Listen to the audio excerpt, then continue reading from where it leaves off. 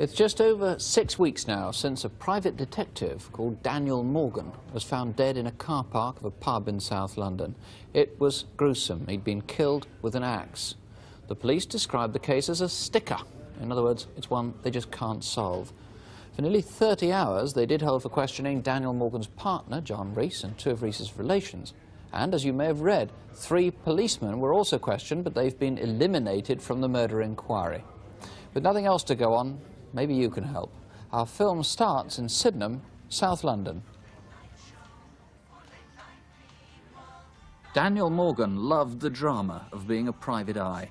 He saw himself as a gumshoe in a TV series, and he liked to boast about the glamour of the job. It's 1:10. Collecting bad debts or seeking evidence of a divorce case.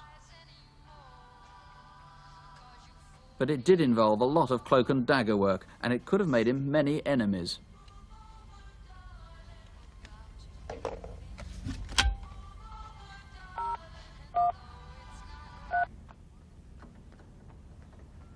Apart from his work, Daniel Morgan's abiding interest was fast cars. He had several old ones kept in various places in South London, and he was devoted to his 2 young children. Come on, Daddy, come on.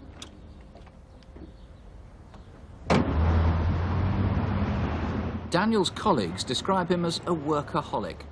It was nothing for him to drive in his BMW, to do a job in East Anglia, maybe go on to another in the Midlands, and perhaps manage a third in the West Country, all in a single day. They were mostly dirty jobs, though, that other people didn't want to do.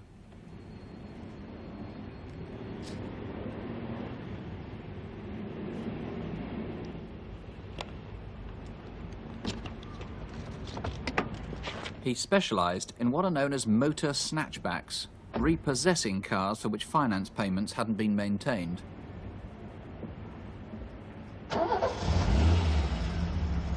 Another bloody nutcase. Yeah, I had one of them yesterday. I've checked them figures. They seem okay. Daniel Morgan and his partner John Rees had been in business together for some 6 years, and it made them a good living. There's no doubt by tonight. But it wasn't just the money, it was the excitement that made him work so hard. Summons serving, bailiffing, carrying out court orders, which are the stock in trade of the modern private detective. A lot of it caused distress, but he seemed to relish the almost unreal power it gave him. What do you want? You know what we want. It's all legal, and you've got to let her go.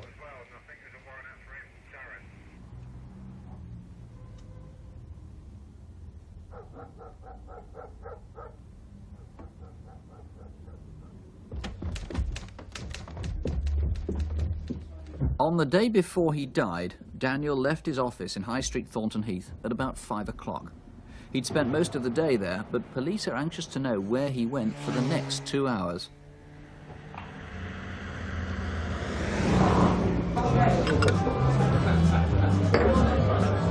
Listen, okay, lads, listen. What are you having anyway? Is it? By 8 that Monday evening, he was drinking in the Golden Lion pub in Sydenham with his partner, Jonathan Rees, and 4 other men. Large brandy and soda, a couple of pints of bitter, and white wine and soda. Have one yourself. Next day, Tuesday, he and a colleague came back to the office at around 4:30 after spending the day in Slough. They were in buoyant mood when they went in to see one of their staff. Traffic on the bloody motorway, what do you think? Anyway, I've got 16 warrants and some off for tomorrow. Good. I've got some money for you. £70, £1,100. Okay?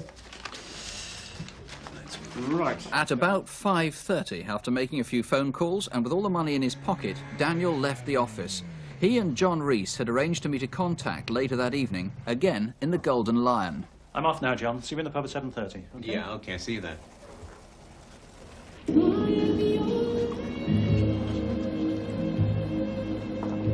But Daniel had another appointment first. He met a woman here in Regan's Wine Bar in Brigstock Road, not far from his office. There were only a handful of other people there. Possibly someone was watching them. Daniel said he had to go early because he was due at the Golden Lion later on.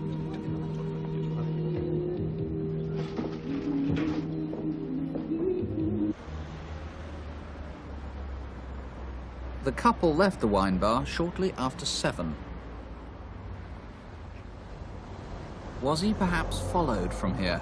If not, who else knew where he was going next? Only one other witness has been traced so far who saw Daniel between 7 and 7:30. Oh, Daniel, just the man. Could you give us a hand with the boards? Cheers. Thank you. This is just near his office in Thornton Heath High Street. Yeah, sure. Thanks very much. Bye-bye. John Reese had already parked his car at the front of the pub. Daniel Morgan put his car at the back. The man they were supposed to meet didn't turn up, and the two of them drank alone. One witness remembers two people of Mediterranean appearance looking intently through the window. There weren't many other drinkers in the saloon bar, though there was a ladies' darts team in the back room. Were you there that night? Yeah.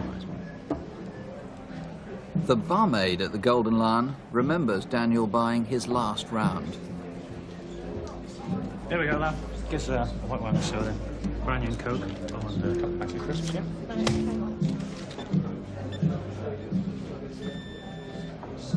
Right, I'm off then. See you tomorrow.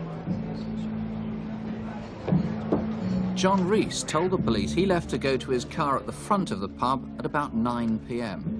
He assumed Daniel was headed for the rear car park. But did Daniel go out the back way to the car park? And did he go with someone, or did he meet his killer in the dark?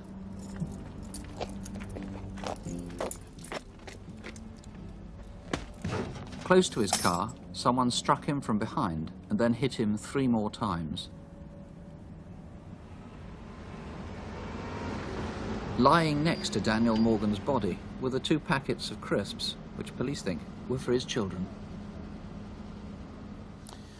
Douglas Campbell is looking for anyone who was in the Golden Lion in Sydenham Road on that evening, but you're also trying to find who sold this axe. Now, this actually isn't the murder weapon. Now, that is a replica we bought, but it's identical to the murder weapon. And it has this orange wax in the top here. It's Chinese. It's a Chinese axe. They're imported into this country in the thousands, but what is more significant is the way it's taped.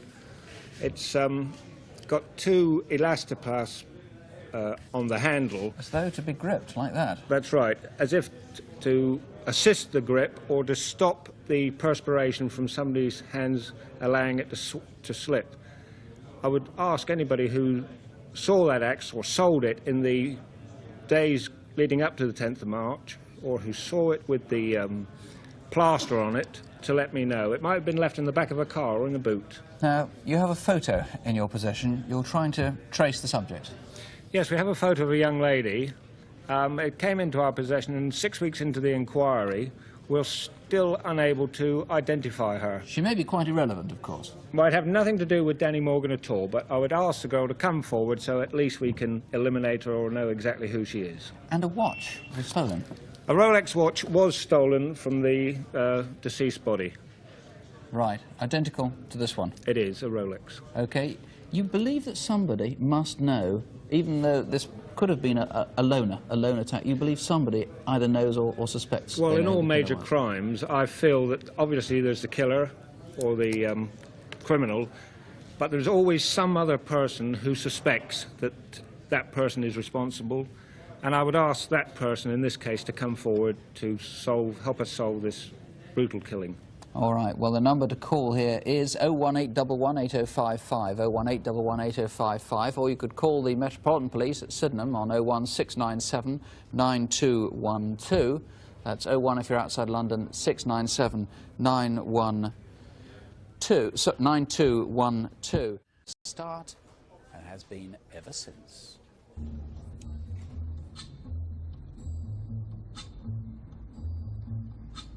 When the night has come and the land is dark,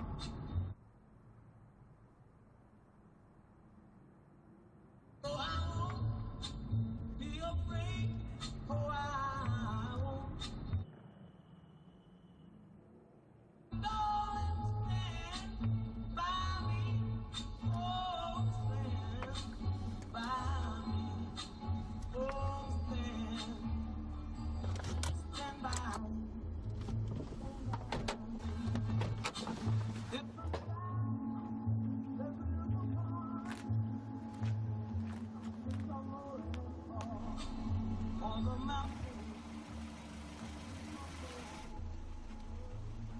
How could I have had my son taken like this, taken away from me like this?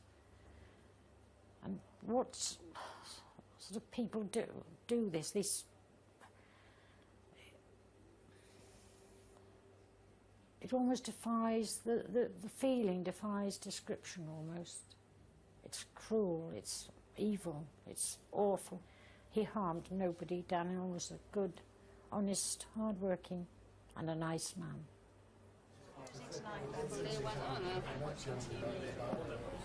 Yeah, firmed up all the contacts for Newcastle, and it was pretty well all arranged. 37-year-old Daniel Morgan was a private investigator in southeast London. That night, after work, he dropped into the Golden Lion in Sydenham for a drink with his business partner. I'll have a pint of bitter and just a brandy and lemonade for me, please. So you reckon we'll have it all wrapped up in the day, then? Oh, right. And your drink there, sir. Thank you. He was popular, Daniel. He was very uncomplicated and very easygoing. But his job took him out and about quite a lot, and I think he quite liked that. I believe he was very successful, worked very hard. Have you collected the money yet? Yes, sir. Dropping it off tomorrow.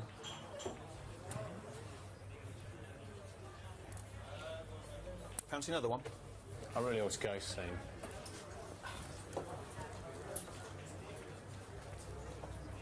All right, then. Yes, sir. Brandy and lemonade, and bitter, and a couple of packets of plain crisps, please. There were 2 packets of crisps found where his body was, and one obviously was for Sarah and the other for my grandson Daniel. Gotta go. Give me a call tomorrow. Yeah, sure. Watch how you drive. Yeah. His partner left about 9 o'clock. Daniel finished his drink and a short time later left through the rear of the pub into the car park.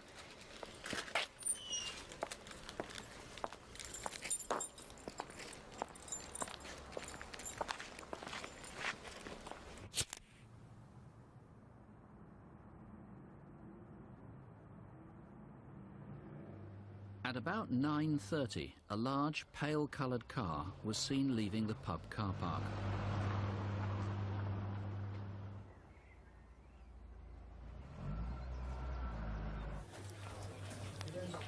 Joe, I think there's a body or a dummy out in the car park. You're kidding me. No, I'm not. Come and have a look. All right. You're all right, Neil. Calm down.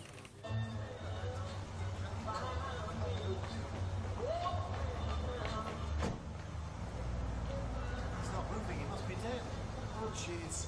We better call the police. Sometimes it seems years and years, centuries away, and at other times it's becomes very vivid. It's the impact it makes. I can almost hear that phone call. Excuse me. Can we get back from this, I can't move on. I want to move on so desperately. I mean, I'll soon be 75, and I just would love to have a few years of peace of mind. Dave Cook, the reason this case has been so controversial from almost the start is that one of the investigating officers, one of the detectives involved in the early part of this inquiry, finished up running Daniel's agency. I mean, fishy or what? We acknowledge there were some difficulties in the early stages of this investigation, but I'm here tonight to re-investigate it with the advantage of 15 years of knowledge, and hopefully through this appeal get the nugget of information which will solve this case. Daniel's partner is in prison now. Again, that must raise questions. I assume it's nothing to do with this? Absolutely. His role as a private detective, he planted drugs in a woman with a view to getting custody of the child on behalf of the woman's husband. He's now doing 7 years. Did Daniel get involved in stuff like that, or was he clean as far as you know? Daniel was a family man.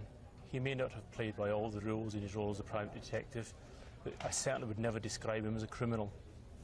So, at the moment, with no evidence that Daniel was ever involved in criminal activity, no motive, presumably, how can people help 15 years later?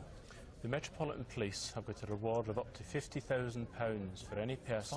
50,000? 50, for any person who can give me information which would lead to the arrest and charge of those responsible.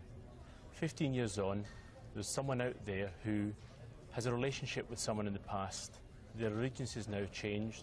Come forward, give me the information that you've got that will allow me to solve this case. It's an extraordinary cold-blooded killing. He was killed with an axe to his head, was left embedded in his head. I mean, somebody really, really wanted him dead. Even at this remove, are people going to be worried, do you think, about coming forward? People always have concerns, but I'd like to make it quite clear we're here to help them as much as anyone else. There is £50,000 available. You can call us in confidence, in complete confidence, and we'll treat whatever information you give in that way. We reconstructed an interesting thing about a car leaving the pub, the Golden Lion in Sydenham. You don't know where that car came from, or you don't know where it was going, you don't know if it was involved in this at all. You obviously need to trace that. Yes, we're quite confident not everyone in and around the pub that evening came forward. A number of people who still may know something that happened, we would like them to call us this evening. And that includes the driver of that vehicle. They may have been involved in the murder, they may just merely be a witness. We don't know, we would certainly like to. 10th of March 1987, a long time ago, but of course anybody who was in the Golden Lion, this case was in the headlines so much, they'll certainly have remembered the fact that they were there in Sydenham that night, not something they'll have forgotten. Even if they don't think that they saw anything important, you still want them to call? Absolutely. The information they hold may be of no relevance to them, but it's certainly relevant to me now. OK, and it could, of course, make somebody £50,000. Call here in the studio, or if you prefer, you can call direct the incident room on 020 8358 155.